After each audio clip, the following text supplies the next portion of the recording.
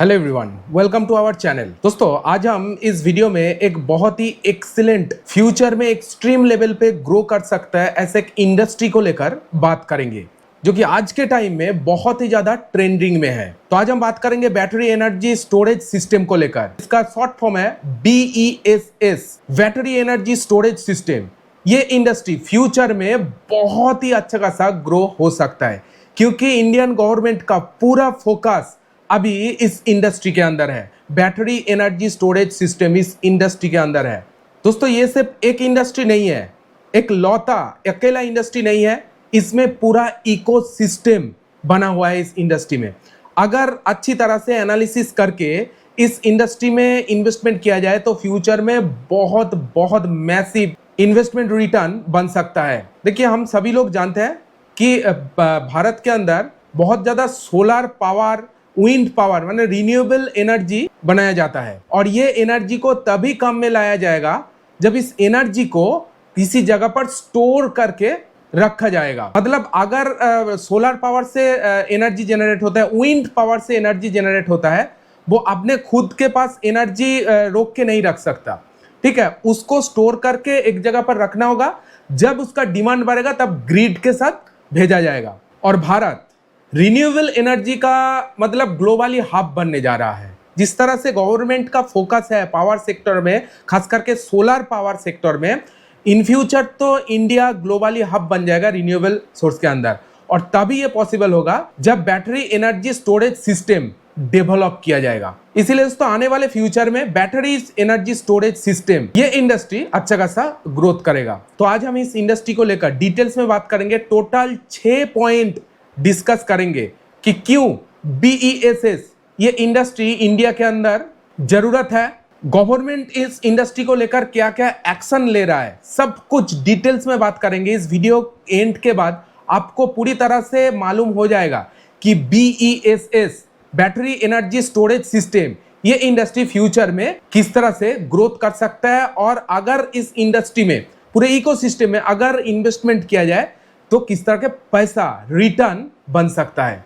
तो चलिए डिटेल्स में बात करते हैं। टोटल 6 पॉइंट के ऊपर बात करेंगे। Number 1, what is BESS battery storage system, ये क्या होता है? अगर मैं बिल्कुल ही लेमन लैंग्वेज में बताऊं तो ये होता है एक बहुत बड़ा बैटरी बैंकिंग सिस्टम जहां पर इलेक्ट्रिक रिन्यूएबल एनर्जी से जो इलेक्ट्रिक प्रोड्यूस होगा जहां पर स्टोर रहेगा, वही हब को बैटरी स्टोरेज सिस्टम कहा जा रहा है। देखिए दोस्तों, renewable energy, solar power, wind power ये 24 आवर्स नहीं रहता है। जो पावर जनरेट करता है, सोलर पावर बोलिए या विंड पावर बोलिए, वो तो दिन में पावर जनरेट करता है। वो पावर जनरेट करके अपने पास नहीं रख सकता। उस पावर को ऐसी जगह भेजना होगा जहां पर स्टोर हो सके। और Indian government solar power, renewable power के ऊपर बहुत ज्यादा जोर दे रहा है। अगर रिन्यूएबल पावर को बढ़ावा देना है तो BESS battery storage system, battery energy storage system को बनाना ही पड़ेगा। मतलब BESS रिन्यूएबल पावर का पावर बैंक जहां पर पावर स्टोर रहेगा। आई थिंक आप अच्छी तरह से समझ चुके होंगे what is BESS। Number 2, why India need BESS।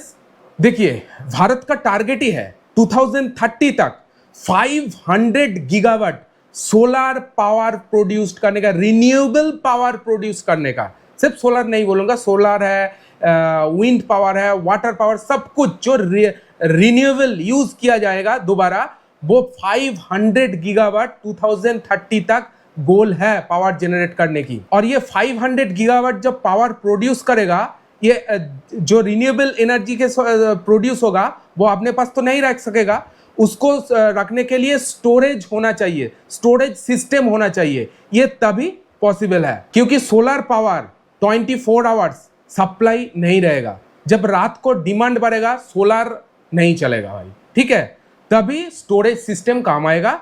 Demand बढ़ने के बाद स्टोरेज जो इलेक्ट्रिक स्टोर किया जाएगा वो ग्रिड के थ्रू पूरे इंडिया में सप्लाई दिया जाएगा। तो जिस तेजी से रिन्यूएबल एनर्जी इस इंडस्ट्री ग्रो कर रहा है, आने वाले 4-5 सालों के अंदर भारत को टोटल 100 से लेके 150 गीगावाट तक स्टोरेज सिस्टम की नीड रहेगा जहां पर पावर स्टोर किया जा सके। 100 से लेकर 150 गीगावाट तक स्टोरेज सिस्टम का नीड रहेगा आने वाले 4-5 सालों के अंदर। दोस्तों ये भारत कोई लक्जरी के लिए नहीं बना रहा है, ऐसा इन्वेस्टमेंट नहीं कर रहा है। ये टोटली आने वाले फ्यूचर में भारत में एक एब्सोल्युटली नेसेसिटी बन जाएगा बैटरी एनर्जी स्टोरेज सिस्टम। अब बिल्कुल ही नेसेसिटी बन जाएगा दोस्तों। नंबर 3 पे है पॉलिसी एंड पुश। ACCI और NTPC ये दो कंपनी ऑलरेडी टेंडर ला चुका है, एक छोटा टेंडर ला चुका है जहां पर छोटे छोटे कंपनी, बड़े छोटे सभी कंपनी पार्टिसिपेट करेगा इस टेंडर में, इस बैटरी स्टोरेज सिस्टम को बनाने के लिए। ऑलरेडी काज शुरू हो चुका है, NTPC ने ऑलरेडी टेंडर का अनाउंसमेंट कर चुका है और साथ साथ भारत ने PLI स्कीम के थ्रू भी इस सेक्टर को प्रोमोट कर रहा है, खास करके बैटरी मैन्युफैक्चरिंग को प्रोमोट कर रहा है PLI स्कीम के थ्रू। इधर में पूरी तरह से स्पष्ट हो जाता है दोस्तों कि आने वाले फ्यूचर में India energy storage make in India बनने जा रहा है। Number 4 on ground action. सिर्फ बात हो रही है या काम शुरू हो चुका है? यस दोस्तों, इसके ऊपर टोटली काम शुरू हो चुका है। दोस्तों इसके ऊपर 10 to 12 गीगावाट स्टोरेज सिस्टम का गवर्नमेंट ने अनाउंसमेंट कर चुका है और बहुत बड़ा बड़ा कंपनी का नाम सुना जा रहा है, जैसे कि रिलायंस हो गया, अदानी, टाटा, एक्साइट जैसे बड़े बड़े कंपनी का नाम आ रहा है। ये सारे कंपनी, ये सारे बड़े कंपनी ग्रिड फैक्ट्री बनाने जा रहा है इंडिया के अंदर। इसीलिए दोस्तों ये इंडस्ट्री सिर्फ कागज पर नहीं, हकीकत में बढ़ रही है, ग्रो हो रही है। एंड नंबर 5 पे है मेगा इन्वेस्टमेंट थीम। ये जो मैं पहले आप लोगों को बोल के आया था, ये सिर्फ एक इंडस्ट्री नहीं है, बैटरी एनर्जी स्टोरेज सिस्टम ये सिर्फ एक इंडस्ट्री नहीं है, इसके ऊपर पूरा इकोसिस्टम जुड़ा हुआ है। बहुत सारे इंडस्ट्री आएगा अगर आप ठीक तरह से एनालिसिस करके ऐसे कुछ इंडस्ट्री में, ऐसे कुछ कंपनी में अगर आप इन्वेस्टमेंट करते हैं तो फ्यूचर में आपका पैसा कई गुना तक मल्टीप्लाई होने की पॉसिबिलिटी है। देखिए एक battery energy storage system, battery तो मैन्युफैक्चरिंग होगा, बैटरी बनाने के लिए जो रॉ मटेरियल्स होता है, उसको बैटरी को पैकिंग करने के लिए जो पैकिंग मटेरियल्स होता है, उसका जो रॉ मटेरियल्स होता है, वो सब कुछ टोटल इकोसिस्टम काम करेगा। इसके लिए जो जो इंडस्ट्री टोटली स्पेशली काम करेगा वो इंडस्ट्री होता है माइंस, रॉ मटेरियल्स, ठीक है, फिर processing, cell makers, pack and integrators माने पैकिंग के रिलेटेड जो भी कुछ काम है, एंड ग्रिड, EPC प्लेयर, ये सब कुछ इस इंडस्ट्री के जुड़ा रहेगा। मतलब दोस्तों हर लेयर में इन्वेस्टमेंट अपॉर्चुनिटी इन इंडस्ट्री में मैं दिख रहा हूं। आपको जस्ट स्टडी करना है, अच्छी तरह से स्टडी करके एक बढ़िया एक्सीलेंट कंपनी में इन्वेस्टमेंट करके ज्यादा नहीं 5-7 साल के लिए छोड़ देना है। 6 last but not the least, future impact. इससे फ्यूचर में क्या इंपैक्ट पड़ेगा? देखिए दोस्तों आने वाले फ्यूचर में अगर रिन्यूएबल एनर्जी को 24/7 रियलिटी बनाना है, 24 घंटे रिन्यूएबल एनर्जी अगर इसको रियलिटी बनाना है तो BESS battery energy storage system इसको बनाना ही पड़ेगा, इसको बढ़ावा देना ही पड़ेगा। इसके बिना रिन्यूएबल एनर्जी ये इंडस्ट्री पूरी तरह से हैंडीकैप्ड है, मैं समझता हूं। इसलिए फ्यूचर आगे का इसका बहुत ब्राइट मुझे लग रहा है। सोलर पावर ये दिन में जनरेट होगा भाई, विंड तो कंटिन्यूअसली नहीं चलेगा।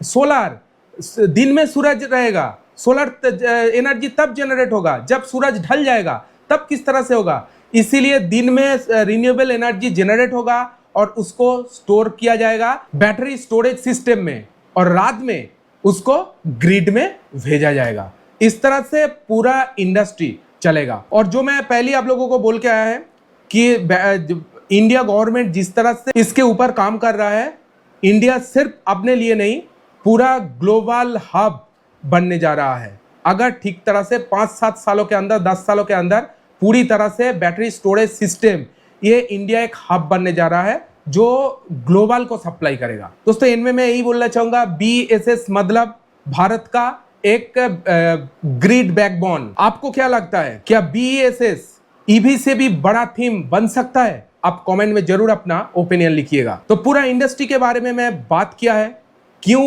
BESS ये इंडस्ट्री आने वाले फ्यूचर में ग्रो करेगा और ये इंडस्ट्री का क्यों जरूरत है भारत में, इस इंडस्ट्री से क्या क्या फायदा हो सकता है आने वाले फ्यूचर में, किस परसेंटेज से ग्रो, सब कुछ डिटेल्स में बात किया है इस इंडस्ट्री में 6 पॉइंट के अंदर। वीडियो अगर अच्छी लगी तो वीडियो को एक लाइक जरूर दीजिएगा। इसी तरह अपडेट पाने के लिए इस चैनल को सब्सक्राइब जरूर करके रखिएगा। चलिए मिलते हैं नेक्स्ट वीडियो ऐसे किसी अपडेट के साथ, तब तक के लिए take care, all the best and signing of.